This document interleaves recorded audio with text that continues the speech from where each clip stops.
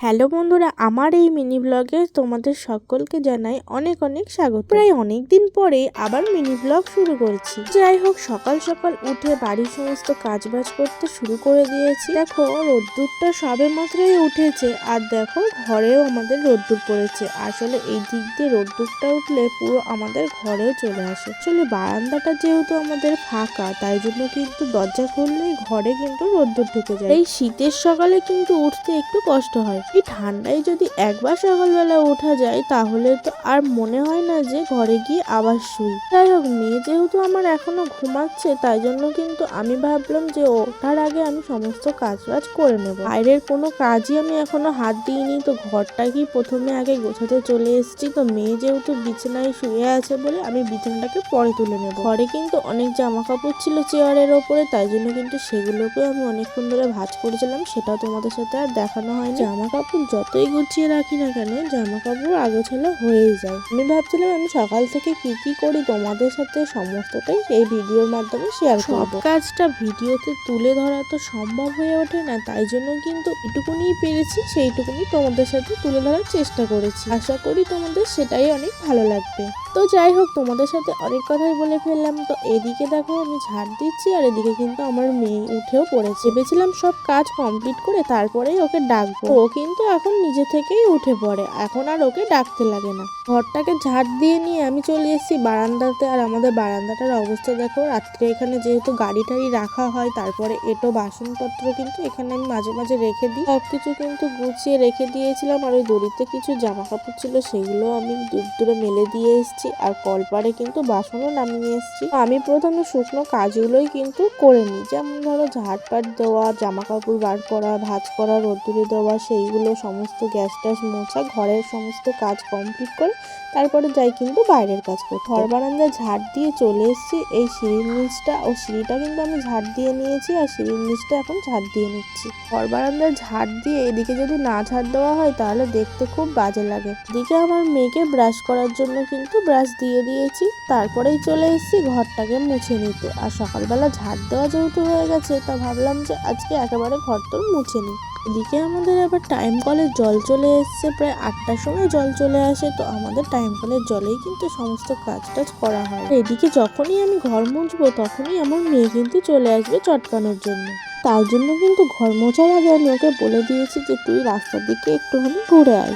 ঘর তোর মোছা কমপ্লিট হয়ে গেছে। এদিকে আমি বাইরের সিঁড়িটা মুছে নিচ্ছি, আর আমাদের সিঁড়িটার অবস্থা দেখেছো, সাইডগুলো একটু হালকা ভেঙে ভেঙে গেছে। আমাদের ঘর তোর এখনো সেইভাবে কমপ্লিট হয়নি, যখন ঘরটাকে হাত দেওয়া হবে তখন এইগুলো ভেঙে আবার সমস্ত ঠিক করা হবে। যাই হোক, এদিকে আমি কলপারে অনেক বাসন রেখে এসেছিলাম, সেগুলোকে এখন মাজবো। আমি একটা বালতি দিয়ে রেখে গেছিলাম, যেহেতু টাইম কলে আমাদের জল পড়ে ভর্তি হয়ে গেছে, তার জন্য কিন্তু বালতির জলটা দিয়ে কলপারটা একটু ধুয়ে নিলাম। এদিকে আমার বাসনগুলোও মাজা হয়ে গেছে, তাই জন্য কিন্তু আমি সমস্ত ধুয়ে নিচ্ছি। অনেকেই হয়তো অনেক রকম ভাববে যে আমি হয়তো বাসন মাজি, সেটাও ক্যামেরার সামনে এনে ধরছি, যেহেতু আমি যেটাই করি না কেন তোমাদের সাথে সেটাই একটু শেয়ার করতে ভালোবাসি। আমি যেহেতু এখন উনুনেই রান্না করছি, তাই জন্য কিন্তু হাঁড়ি কড়াইটা আমি লাস্টে মেজে নেব।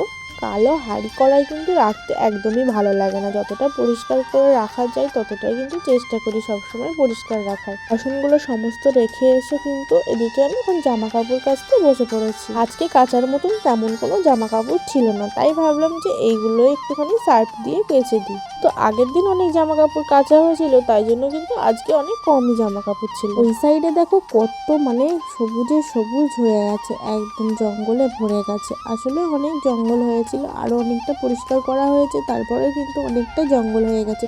যেহেতু পুকুরের ধারে আমাদের বাড়ি, তাই জন্য কিন্তু জঙ্গল হয়েই থাকে এইভাবে, যতই পরিষ্কার করা না কেন আবার গজিয়ে যায়। আজকে যেহেতু জামা কাপড় অল্পই ছিল, তাই জন্য কিন্তু তাড়াতাড়ি হয়ে গেছে। আর জামা কাপড়গুলো মেলে দিয়ে এসে এদিকে আমি কলে চলে এসেছি জলের বোতলগুলো ভরার জন্য। এই বড় বড় বোতলগুলো কিন্তু ভরে রাখলে আমাদের একবেলা হয়ে যায়, যেহেতু আমাদের জল আমরা একটু অনেকটাই কমই খাই, আর এখন যেহেতু শীতের বেলা আমাদের জল অনেকটা কমই লাগে। বোতলগুলো বোতলগুলো আবার ভরবো প্রায় সন্ধেবেলা, যখন হাত মুখ ধুতে আসবো তখন আবার বোতলগুলো বার করে কিন্তু আবার ধুয়ে নেবো। তো যাই হোক, বোতলগুলো ভরে কিন্তু ব্রাশ করে চলে এসেছি ঘরে। আমি ব্রাশ করে মুখ ধোয়ার সাথে সাথে কিন্তু আমার মেয়েকেও মুখটা ধুইয়ে দিয়েছিলাম, তারপরে কিন্তু ওকে খাইয়ে দাইয়ে এসছি বিছনাটা গোছাতে। আমাদের ব্ল্যাঙ্কেটগুলো সবকিছু রোদ্দুরে দিয়ে এসছি, তো ভাবছিলাম বালিশগুলো আজকে রোদ্দুরে দেবো, তো ভাবলাম যে থাক, কালকে যেহেতু সমস্ত কিছু আবার কাচতে হবে তাই জন্য কিন্তু কালকে আবার সমস্তটা বার করে রোদ্দুরে দেবো। এই দেখো, এই জানলাটা খুললে আমাদের ঘরটাকে পুরো একদম আলো আলো হয়ে যায়। আমার বিছনা টিছনা সমস্ত কিছু গোছানো কমপ্লিট হয়ে গেছে, কাজও কমপ্লিট। তো এদিকে আমি স্নান টান করে চলে এসেছি ঠাকুর ঘরে পুজো দেওয়ার জন্য। ঠাকুর ঘরে এসে দেখছি মেয়ে আমার আসন পেতে বসে আছে, ও নাকি এখন পুজো দেবে। ওর কাণ্ডখানা দেখছি আমি দাঁড়িয়ে দাঁড়িয়ে।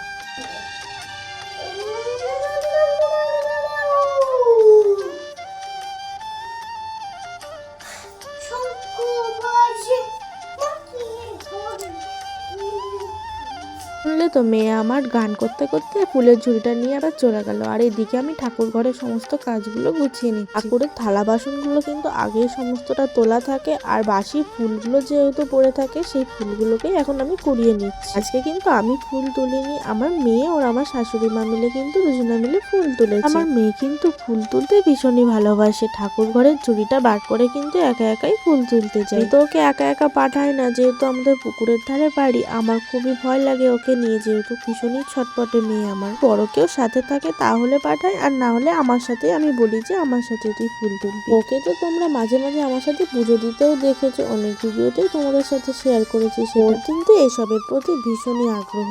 যাই হোক, তোমাদের সাথে কথা বলতে বলতে কিন্তু সব ঠাকুরের প্রায় আমার জল মিষ্টি দেওয়া হয়ে গেছে। আর এদিকে কিন্তু আমাদের শিব ঠাকুরকে আমি একটুখানি গঙ্গা জল দিয়ে স্নান করিয়ে দিচ্ছি। এদিকে তারা মায়ের চরণটাও গঙ্গা জল দিয়ে ধুয়ে রেখে দিলাম। আর এদিকে দেখো, আমার সমস্ত পুজো দেওয়া কিন্তু কমপ্লিট হয়ে গেছে। পুজো দিয়ে নিয়ে কিন্তু নিজের জন্য আমি একটু চা করে খেয়ে নিয়েছিলাম। তো এখন আমি রেডি হয়ে নিয়েছি, কিন্তু যাচ্ছি এখন মাংস আনতে। এদিকে আমি সাইকেলটাকেও বার করে রেখে দিয়েছি। আমার এই সাইকেলটা নিয়ে কিন্তু আমি আস্তে আস্তে যাচ্ছিলাম মাংস আনার জন্য। তো আমাদের বাড়ির থেকে বেশিক্ষণ লাগে না, দেখো চলেও এসেছি। আর এসে দেখছিলাম দোকান ফাঁকাই ছিল, তারপরে কিন্তু একটা মুরগি কেটে নিয়ে নিয়েছি। আর আমি যেহেতু একাই থাকি বাড়িতে, তাই জন্য কিন্তু অল্প একটুই নিয়েছি, যেহেতু আমার বড়মশাই আসে সেই সন্ধ্যাবেলায়। পরে বাড়ি এসে মাংসটাকে তো ধুয়ে টুয়ে রেখে দিয়েছি। আর এদিকে দেখো, আমি যেহেতু উনুনে রান্না করছি তাই জন্য কিন্তু উনুনটাকে ভালোভাবে ধরিয়ে হাঁড়িটাকে বসিয়ে দিয়েছি। হাঁড়িতে জল বসিয়ে দিয়ে তারপরে কিন্তু ওদিকে আমি চালটাকেও ধুয়ে নিয়ে এসেছি। জলটা কিন্তু হালকা গরম হয়ে গেছে দেখে আমি কিন্তু এখন চালটা দিয়ে দিই। ভাত বসিয়ে দিয়ে সমস্ত কিছু কাটাকুটি করে নিয়েছি, তোমাদের সাথে সেটা আর দেখানো হয়নি। আর এদিকে আমি তরকারি বসিয়ে মেয়েকে একদম স্নান করিয়ে নিয়ে এসেছি। ওকে স্নান করিয়ে রেডি করিয়ে দিয়ে কিন্তু ভাত বেড়ে নিয়েছিলাম। আর আজকে করেছিলাম বেগুন ভাজা, কুমড়ো ভাজা, আর মাংস তো আছেই। মাংস হয়েছে দেখে এদিকে কিন্তু আমার মেয়ে বলছিল আমি নিজেই খাবো, তো পরে ওকে তুলে খাইয়ে দিতে হয়েছে।